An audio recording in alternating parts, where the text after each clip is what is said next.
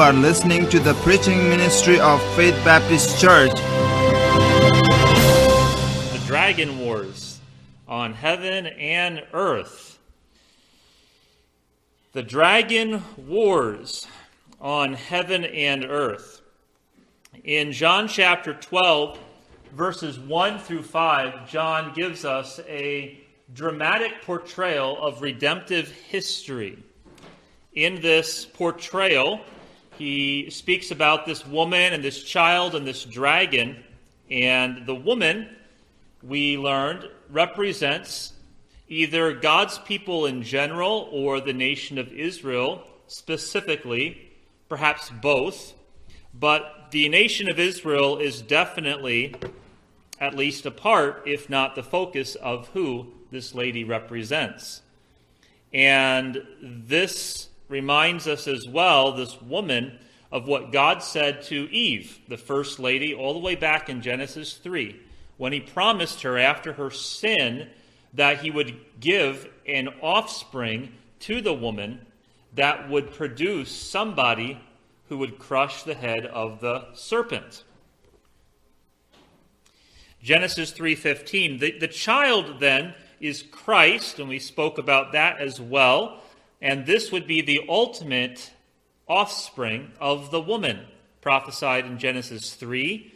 And though we know that Christ would come to deliver us in a spiritual sense from our sins, here at the beginning of Revelation 12, the focus is on restoring God's kingdom to earth. Something that also was lost. Not only was close fellowship with God lost through sin, but God's kingdom on earth was also set back through mankind's sin as well.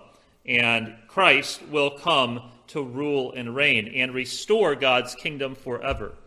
The dragon then, we looked at him, and this is none other than Satan himself. That old dragon from the Garden of Eden. John describes that later in chapter 12.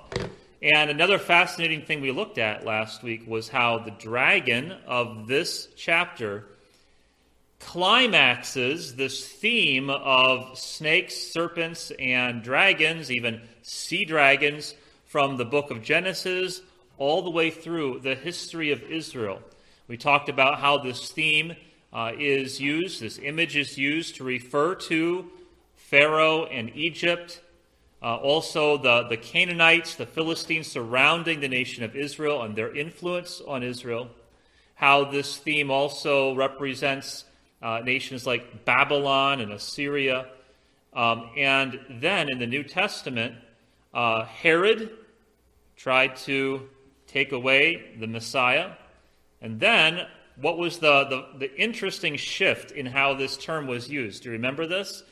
Shifted from nations and empires conflicting with the seed, the offspring of the woman, to take out the Messiah.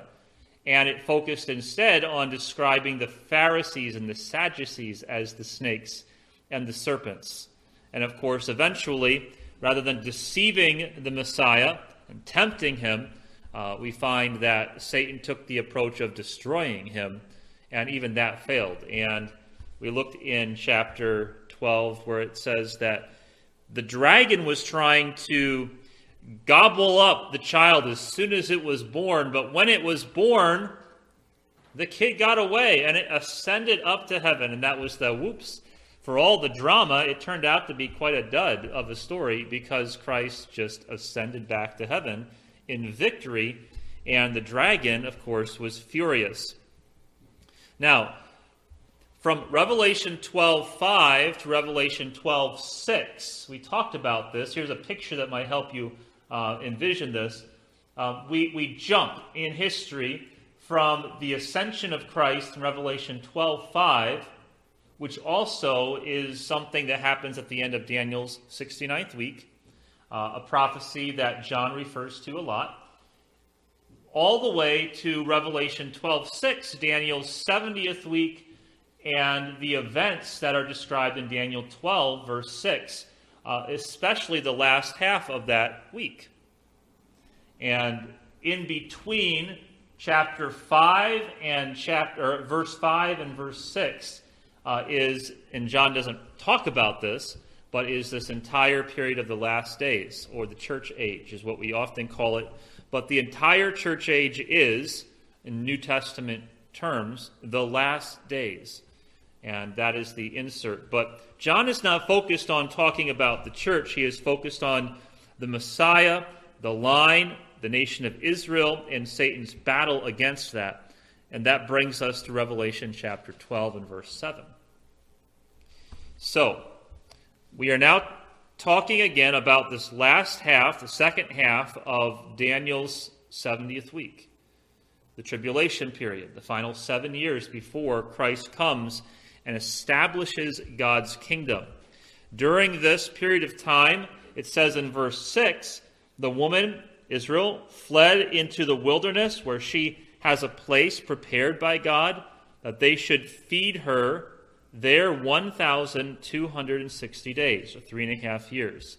And there will be a place we see somewhere in the wilderness outside Palestine where Israel, many believing Israelites, will run and be protected and fed and nourished by God. We'll talk about that also more tonight.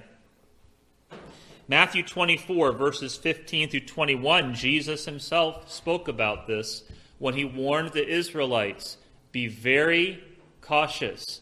When the moment comes, midway through the tribulation, the Antichrist sits down and demands worship and then breaks the treaty with those who will not. That is the moment. Don't let an hour pass. You flee from Jerusalem and you run to the hiding place, or you will wish that you hadn't. That's Jesus' warning about the same period of time. So, Revelation chapter 12, verses 7 through 12. We find here that there is an expulsion in which Satan, or the dragon, is expelled from heaven completely. What is this speaking about? The real question I think we have when we read this, let's look at it. Verse 7, it says, and war broke out in heaven. Michael and his angels fought with the dragon and his angels fought, but they did not prevail, nor was a place found for them in heaven any longer. So the great dragon was cast out, that serpent of old called the devil and Satan, who deceives the whole world. And he was cast to the earth, and his angels were cast out with him. Then I heard a loud voice saying in heaven, now salvation and strength and the kingdom of our God and the power of his Christ have come. For the accuser of our brethren, who accused them, the brethren, before our God, day and night, has been cast down. And they overcame him by the blood of the Lamb and by the word of their testimony, and they did not love their lives to the death. Therefore rejoice, O heavens, and you who dwell in them. You could add the word but to get the idea here. But woe to the inhabitants of the earth and the sea, for the devil has come down to you, having great wrath, because he knows that he has a short time. People want to know, when did this war with the dragon happen? And that's a good question. Some suggest that this battle actually is kind of retrospective, and it's rewinding the reel all the way back to before the Garden of Eden, when Satan fell out of favor with God because of his rebellion. So does this refer to Satan's original fall out of favor with God? Others suggest that this occurred at the cross. And while Jesus was doing battle with sin on the cross, Michael the archangel was doing the battle for him in the heavenly sphere and was casting Satan out somehow at the crucifixion. Neither of these interpretations are crazy. Good people take these views. But I'm going to suggest that there is a difficulty with both of these interpretations. The difficulty is this, that both of them require Satan to have no place before God after either A, his fall at the beginning of time, or B, the crucifixion. But Scripture indicates that Satan does have access to God in heaven during this time. After his initial fall out of favor with God, Satan does have access to God in heaven in a certain way, all the way up until the tribulation period. Consider Job 1:6. This is some of the oldest, this may be the oldest book written in the Bible. It refers back to the period of Abraham, so very old. It says the sons of God, a reference in this verse to angelic beings, came to present themselves before the Lord. And Satan, and John has been very clear here in Revelation 12 to make sure we know who this dragon is. He's the deceiver, he's the devil, he's Satan. So he piles up the names here so that you understand who we're talking about. And Satan also came among them. Job chapter 2 and verse 1 tells us of a very similar event that happened during the life of Job. And in this moment, Satan appeared before God in heaven to accuse Job of potential disloyalty to God, to try to impugn his character, to undermine his righteous standing before God, and to show where he might be able to demonstrate that Job's faith was not genuine. To break this relationship that Job had with the Lord. So he appears kind of like a prosecuting attorney to produce evidence, or in some cases even to set up somebody so that he can come up with evidence that this person does not truly believe in God as it seems. The voice that John heard then from heaven in Revelation 12:10 says this, fast forwarding to the tribulation period, the accuser of our brethren, who accused them, our brethren. These are people who at the very least were martyrs during the early parts of the tribulation period. Could refer to the entire tribulation and last days, the church age. Could refer to all of redemptive history. It doesn't really matter because the most basic answer requires this to be something that happens in the tribulation period. The accuser of our brethren, who accused them where? Before God, day and night, has been cast down.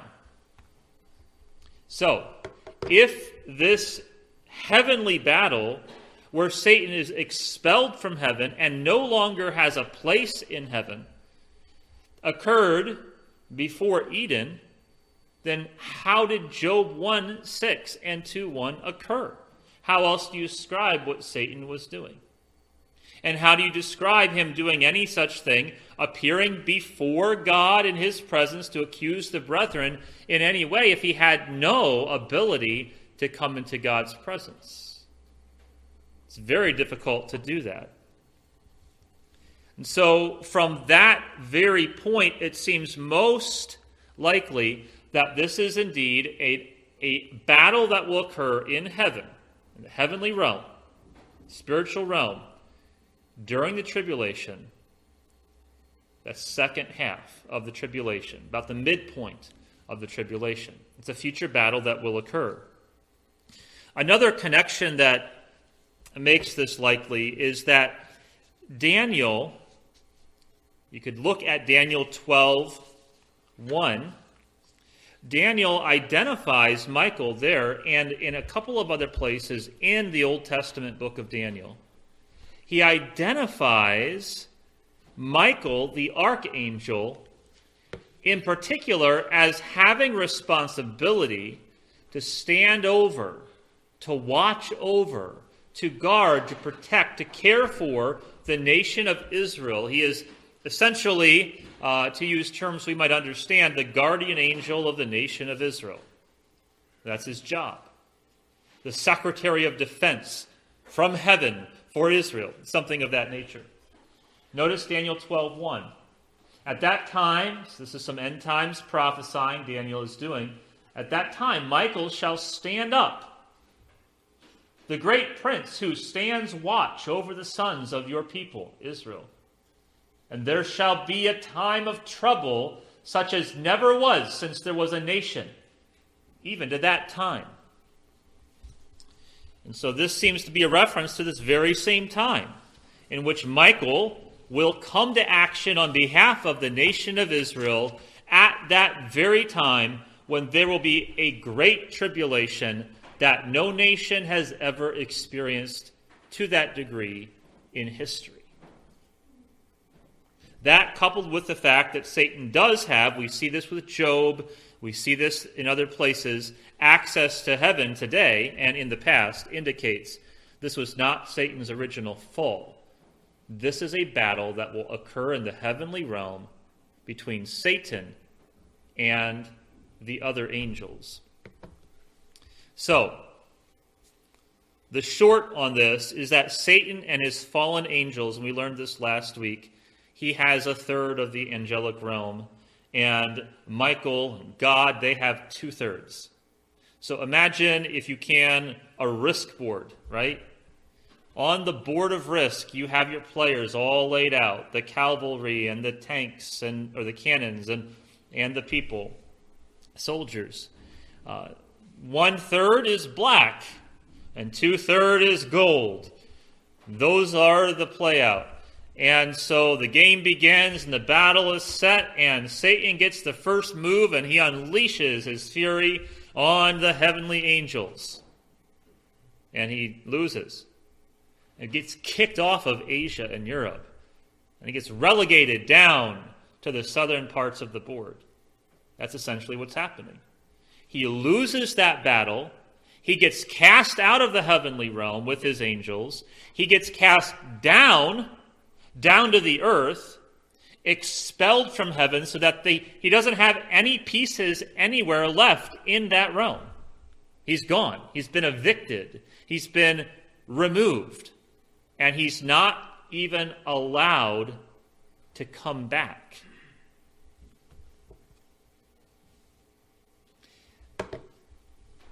It's emphasized here in this passage that it's not just that he is removed. It says that the one who accuses the brothers has been removed. That's kind of the big deal. Apparently, in the heavenly realm, it is a common experience, day or night, which means when we're sleeping or when we're awake, it doesn't really matter, because in heaven, that doesn't really matter. 24/7 in our time, Satan is doing prosecutorial attorney work. He is always accusing. He is always trying to bring new evidence and open up the case file on any of God's people that he can. We see how he did this with Job. He's looking for evidence. He's trying to demonstrate a chink somewhere here that this is not what it looks like it is. Some of the good angels, when the good angels looked at and marvel at the redemption that we have, and yet Satan is trying to make a case that's not what it looks like. These people are not what they appear to be. I mean, just look at what they do. I mean, I can show you. There are times in Paul's teaching where he refers to this, that we are living our lives not only, remember Ephesians spoke about this, not only for the human world to see, but the heavenly realm is watching us. And Satan's producing evidence why it's not what it seems. And so they're used to Satan making regular appearances over there and accusing us all the time. Here he comes again. Here he comes again. He has nothing but negative things to say all the time about God's people. the stuff that they do and say, apparently, and it is very negative. That's what he does. And so when he comes in to fight now, he comes in for a fight, for a battle, well, he gets kicked out. And a voice from heaven says, "Good riddance! The prosecutor is gone. He's not going to be coming up here anymore accusing the brothers. Thank you." Now, how did people overcome this?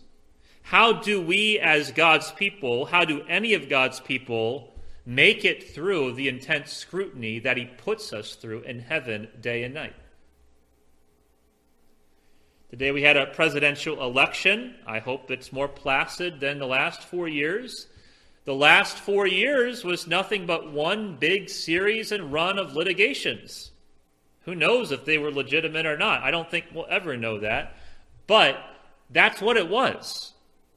One hearing after another. One trial after another. One investigation after another. And the case would close. Oh, new evidence. We have new things. It just incessant. And it wears you down. To the point where you just want it to stop. Whether it's right or wrong, you just want it to stop. That's what Satan does. But how do we overcome this? I mean, do you want your life to be run through by the FBI and CIA for 4 solid years with a whole world watching what they have to show you? I don't want my life run through like that. Well, that's what happens to you apparently in heaven. Apparently your case file is always being opened and dug through, and fresh evidence is being provided why you should not be God's child. Why you're on the wrong side. You actually should be moved back to Satan's side. You were a piece that got put on the wrong team accidentally. It needs to be put back on his side. And he probably has good evidence. Probably why he works so hard. Because he feels like he has a winning case. But it says that they overcame him. By what? The blood of the Lamb. Everything he produces it, and God says, "Covered in red, my friend, I see nothing but the blood of my Son." What is that you say? I don't see that. I just see the blood of Christ there smeared over that thing. What did you say, he said? There's no record of it up here. That sounds like a bogus record to me, because it's not here in the courts of heaven. That's the idea. I mean, just think about it. Last week, did you do or say anything that would give him fresh evidence to make the case open against you again? I mean, that should make us nervous. That should make us sit on the edge of our seat and say, I hope this one doesn't do it. I hope this one didn't prove it. I hope this activity did not demonstrate, And to a certain degree, sometimes we are simply just professing and it's not real. I understand that. But we're talking about genuine believers here. That's what Satan is after. They overcame him by the blood of the Lamb and the word of their testimony. That's the secondary evidence. The good things that we do that there's no explanation for. There are things that we do and say in particular that give evidence that we are his children. We do believe in him. We do follow Christ, despite evidence to the contrary as well. But that is covered by the blood of the Lamb. And everything else shouldn't even occur. We shouldn't say anything positive about Christ. We shouldn't follow him. We shouldn't produce any good works. And so that also is evidence for us. And so this moment is a moment of celebratory good riddance. The prosecutor of God's people is gone. That's exciting. That's the good news. It's an exciting time in heaven, but it's not an exciting time on earth. Notice the significant change here. Rejoice, O heavens, and you who dwell there in the heavens, but woe to the inhabitants of the earth and the seas. Why? Because you get him now 24/7, and he has nowhere else to go. The prosecutor is on the loose permanently, down there. So Satan is banished to earth. He will be furious, infuriated, because he has no outlet. He can't even make a case in heaven anymore. So now all he can do is go to simply destroy God's people and stamp them out through destruction. Deception is now no longer in the playbook. So he will now concentrate his full effort and strength on earth. If you think he's doing that now, well, think again. He's got split attention. He is a double-minded angel right now. Between heaven and earth, working his cases. But when that is done, it'll be full fury on earth and nothing held back. Not just because he will be banished to earth and furious, concentrating all efforts there, he will also know, as John says, he knows that his time is running out. When the door shuts to his office in heaven, he knows the clock is ticking now. So, he will be upset. His window of time to overthrow and derail God's kingdom will be closing. For that reason, verses 13 to 17 show us how Satan will intensify his persecution of God's people on earth. He'll concentrate his fury against God, since he doesn't have access to God, on the woman who gave birth to the male child, the one that got away from him. Another evidence of his perpetual failure. Satan really is the bad guy in the movie that has great plans to take over the world, but they always collapse. And each one gets more complicated and sophisticated and scary, and then it always just collapses. And this is what's happening to him. This woman who gave birth to the male child in this telling of the story is, of course, Israel on earth and the people of God. John has already foreshadowed in Revelation 12:6 that for the second half of the tribulation, the people of God will flee Israel to a place of safety in the wilderness. This is brought up again here in Revelation 12 a second time. God will provide his people with this place of protection and provision outside Palestine. And this time, John doesn't say for 1,260 days. He says for a time and times and half a time, which is borrowing language for the same period of time from the book of Daniel. You can look in Daniel 7:25 to see this.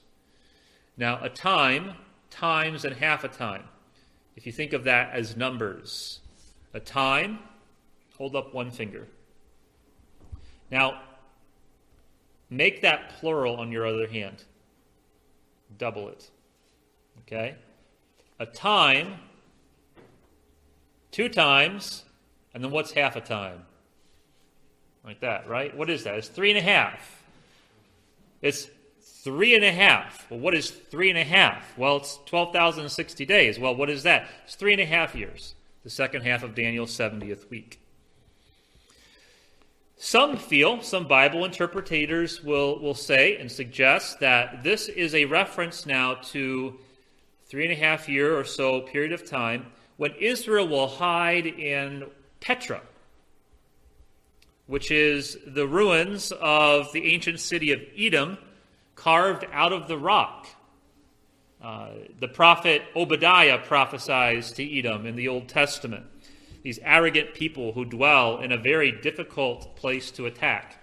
And so because of that, they feel like they're eagles up in the sky and no one can get them, and they're arrogant and proud way up there. And they'll suggest that they're going to kind of refurbish, restore Petra.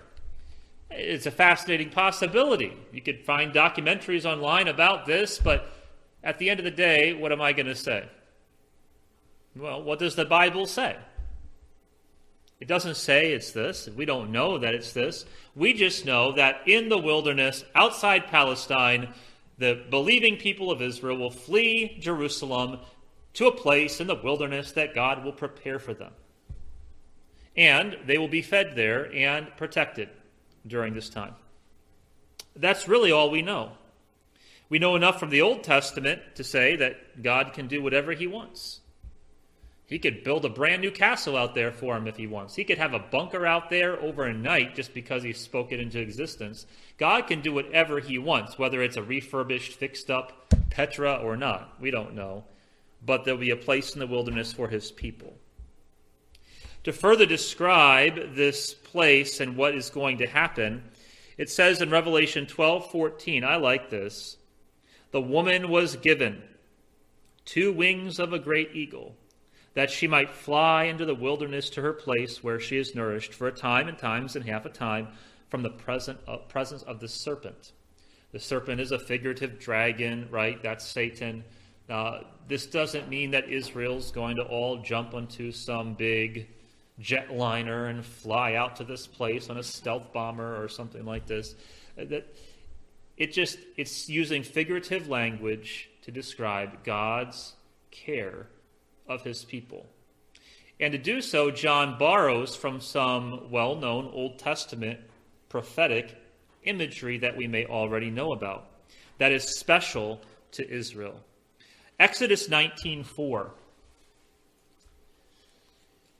This is how God described his protection of Israel when he brought them out of Egypt in slavery. You have seen what I did to the Egyptians. Again, these are the serpent people, right? Part of the hiss of the serpent in history against God's people. How I bore you on eagle's wings, taking you away from Egypt, from that serpent, right? And brought you to myself. I think it's a beautiful picture here of what Israel would recognize as this kind of imagery that God has referred to in the Old Testament repeatedly, of his care for them. How he lifted them up, carried them far above their struggle, and took them to this safe place up in the rocks or in the wilderness. There's also the verse that we know quite well. Maybe you're thinking about it. I'll show it to you in a second. But this verse is given to us. We quote it a lot today when we're feeling tired, exhausted, beat up from a long day at work, or struggling against temptation and just old age or whatever it might be. That's not exactly what that verse is given to speak about directly. In fact, if you look at Isaiah chapter 40 and you study its context, you realize that God is speaking to the nation of Israel, telling them that whatever fears they had about world empires besieging them, attacking them, overtaking them, overpowering them, taking them captive, threatening to destroy them, to persecute them. In the future, Israel has a little bit of a history being persecuted by other empires. And when this was given, they had enough experience to know they didn't want to go through it again, but they also realized, according to the prophets, they were going to have to go through this again in the future. How many times can you take that as a nation? And so here's what God told them. Despite all of that, those who wait on the Lord shall renew their strength. They shall mount up with wings like eagles. They shall run and not be weary. They shall walk and not faint. Wait on the Lord. Empires come and empires go. World rulers rise and world rulers fall. But at the bottom of the totem pole through all the upheaval of history is usually God's people. And God says to his people, Israel in particular, just wait. Just wait. And I will give you the strength that you need to endure these things. That imagery is brought up for us, I believe, again, here in Revelation 12. Here in this passage, John describes something next that is clear and visual clear and vivid from a visual standpoint. Let me just read it to you. It says this. It's kind of interesting, right? The woman will be given 2 wings, a great eagle. She might fly into the wilderness as God's care and protection for his people.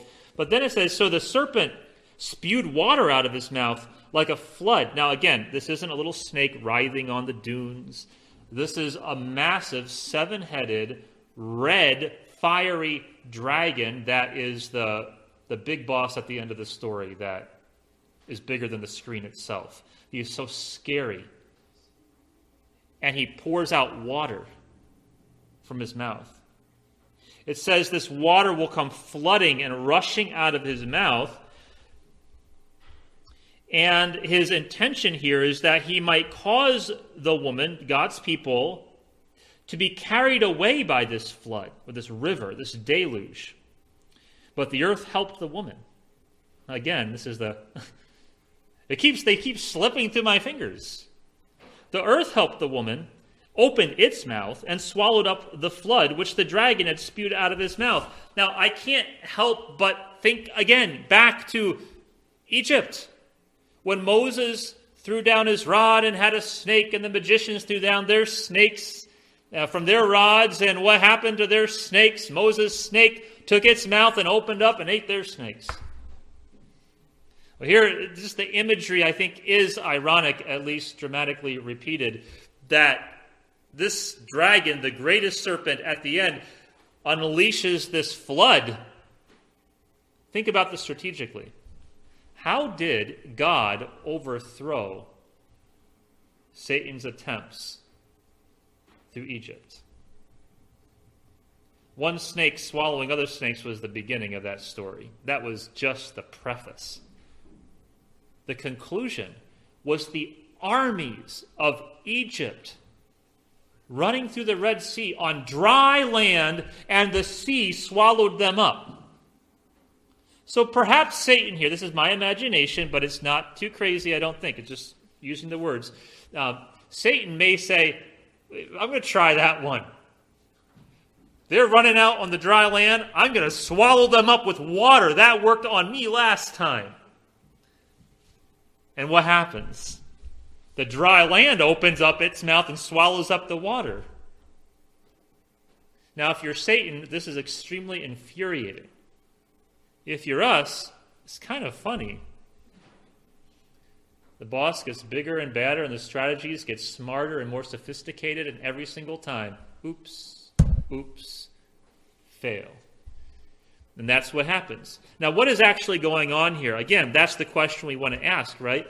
This might actually be describing an attempt of some kind to unleash some kind of torrential water source on this hiding place, to flood those rats out of the ground, so to speak, to get God's people to come scurrying for dry air or fresh air.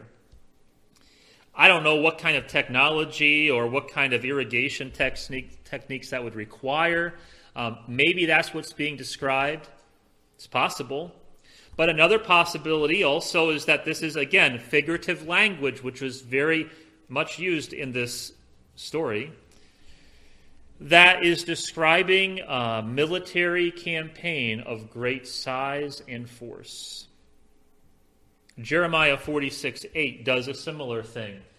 Jeremiah is speaking again about Egypt. Egypt rises up like a flood, and its waters move like the rivers. And he says, I will go up and cover the earth, and I will destroy the city and its inhabitants.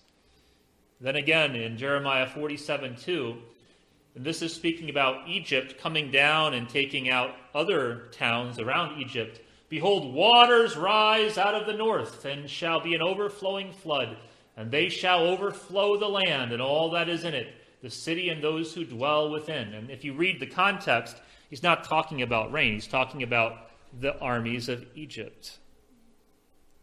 Daniel 11:26 uses similar terminology. So the idea in prophetic literature that waters rising up, rivers overflowing the land and wiping things out, is often used to describe massive hordes of destructive armies in a large campaign.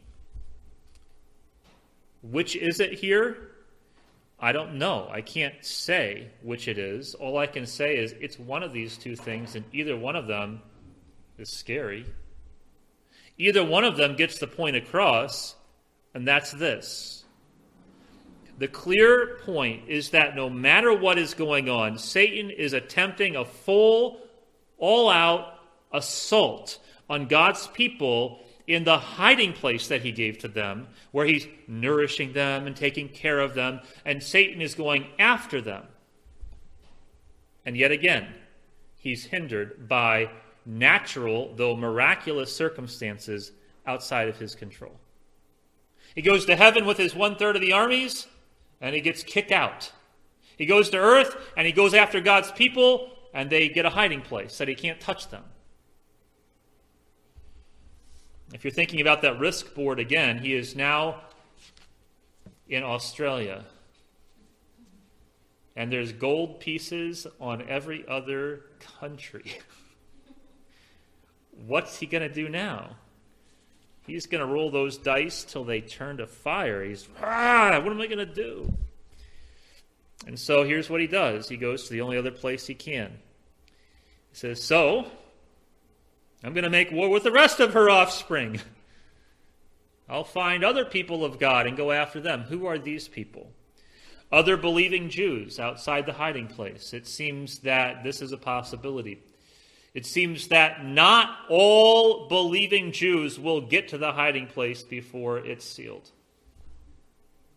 And so that's a possibility. Another possibility, as this is referring to Gentile believers who are still around on the earth. Maybe that's what the offspring is referring to. Or it could be both. And since there's nothing here that strongly requires one or the other, the safest, pun intended, the safest answer is probably just any other believers, Jews or not, who are not in the hiding place, who are out there with a testimony for the Lord and a bit unprotected. Satan got kicked out of heaven. He can't go to God to accuse anybody. He can't even fight the good angels anymore. He's trying to go after the hiding people of God, and they're all protected, so now he has to go to the rest that are out, laying around the board with no one to help them, he thinks. And that's where this chapter ends. We don't get the rest of the story yet. We're just left with this image in our mind of the other random followers of God out there, not in the hiding place, and Satan is going after them with his full fury because everything else he's failed to do. Revelation 13, you might be peeking ahead. Well, does that tell us? Well, Revelation 13 kind of goes back through the same story, but introduces us to the human face of the story.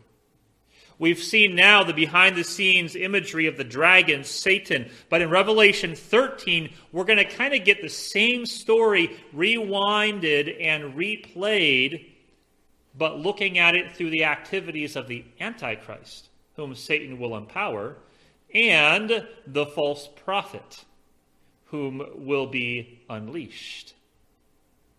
And we'll talk about that next week. But let's finish with some takeaways. Since the events that John describes here in Revelation 12 occur in the future, in the tribulation, in particular to the nation of Israel, what good do they do for us now besides make us think, wow, that was a pretty neat story, actually? First of all, we should think this way. Compared to future suffering that we just read about, our suffering is going to be small in this life, no matter how bad it gets. Last 4 years, some Christians thought it was getting bad. Now there's other Christians right now that think that the end has come in the next 4 years. That's going to be like that in the next 4 years too, one way or the other. So just figure that out. Whatever we suffer, and right now, I'm sorry, friends, getting kicked off for posting random stuff on Facebook is not persecution. It is not. It is not persecution. Seriously. Think about it this way. When a father asks his elementary-age son to take a bag of groceries or a 2-gallon jug of milk up the stairs, put it in the refrigerator,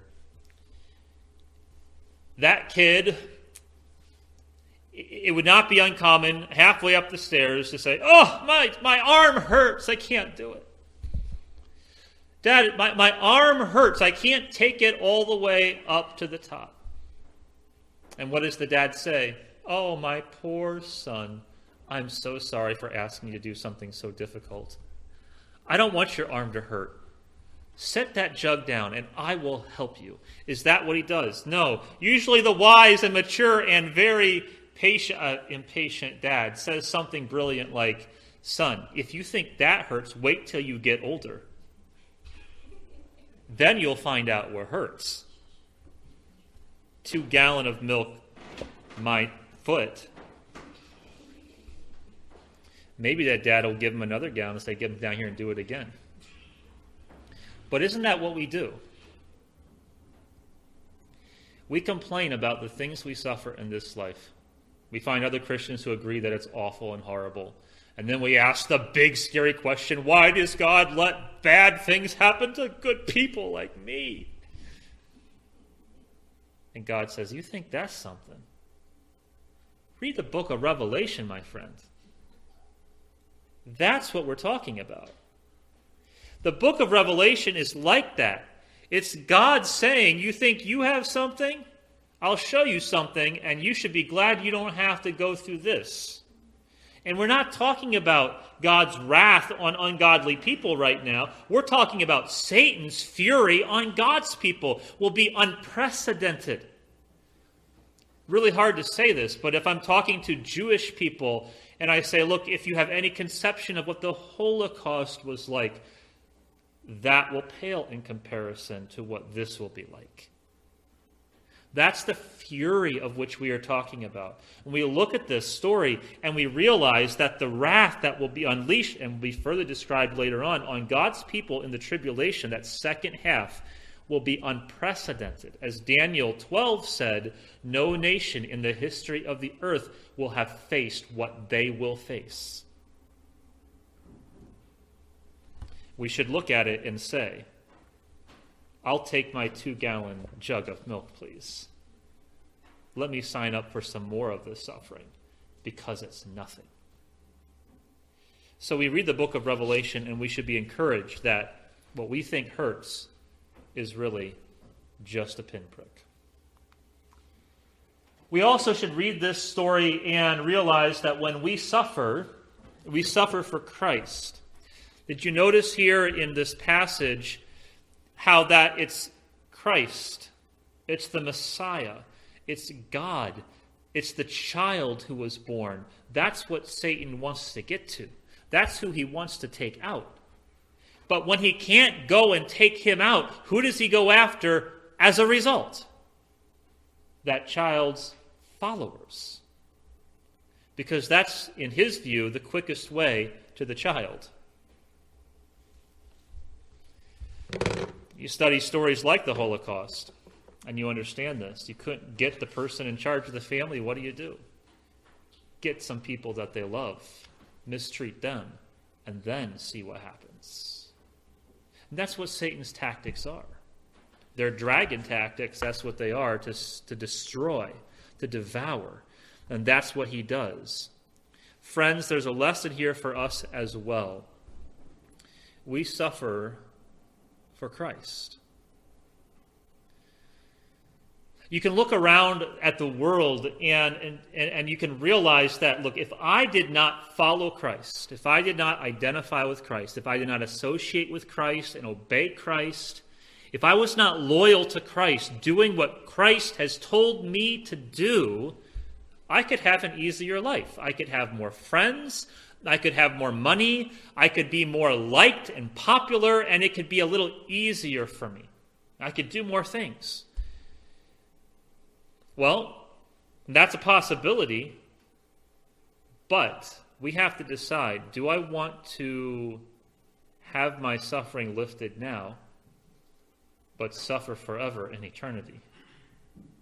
or suffer for the one who died for me now and be delivered in God's kingdom forever?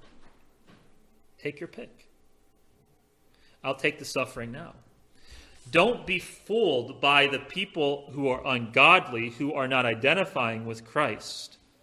Don't be fooled by the enjoyment and the freedom that they have or seem to have.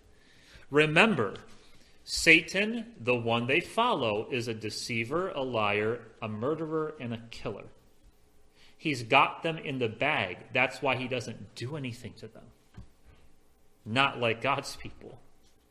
It's we he seeks to destroy now. So don't be deceived. Let's stay on the side of the one who was slain, the Lamb slain for our sins, because he, as Revelation says, is the Lion who comes to conquer. We stay on that side, even when they keep beating us up for it.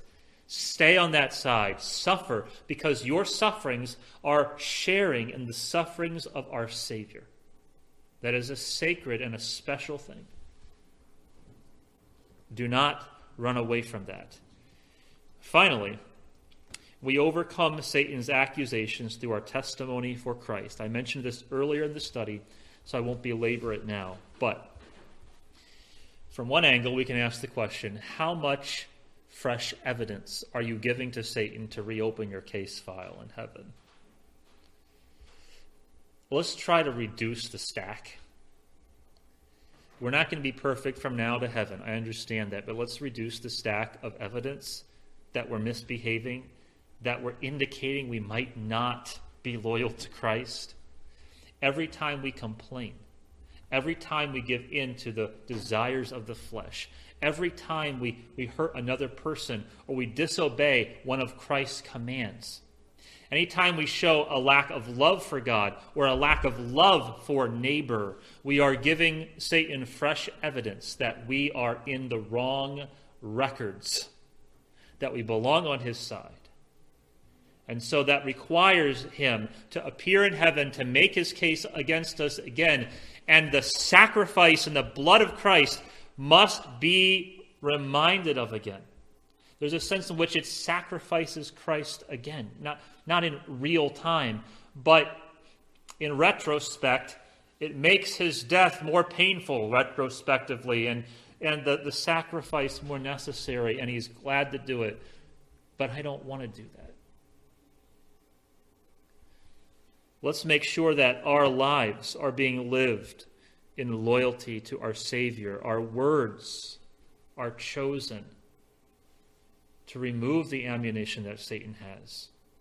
May we not only rely on the blood of the Lamb as an excuse to misbehave, because I really don't want to keep appearing in court up there all the time. Let's give fresh evidence of our loyalty to our Savior. And when suffering comes, let's step forward and accept it.